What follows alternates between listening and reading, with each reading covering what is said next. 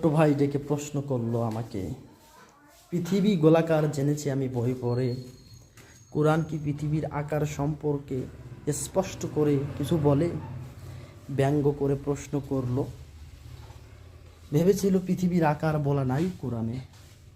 তথ্য দিয়ে বললাম আমি তাকে, পৃথিবী গোলাকার প্রথম বলেছিল স্যার ফ্রান্সিস ডেক 1957 খ্রিস্টাব্দে। জেনেছিল তিনি সমুদ্রপথে ঘুরে। তারও বহু আগে কোরআন বলেছে পৃথিবী গোলাকার, যাহা কোট করা আছে সূরা নাজিয়াতের 30 নম্বর আয়াতে। ওয়াল আরদা বাদা যালিকা দাহাহা। দাহা শব্দ এসেছে দুইয়া শব্দ থেকে, যাহার মূল আরবি শব্দ, যাহা বিশেষ করে বুঝিয়েছে উট পাখির ডিমকে।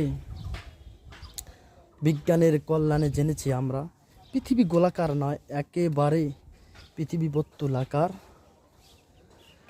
যাহা বহু আগে কোরআন অথেন্টিকভাবে বলে।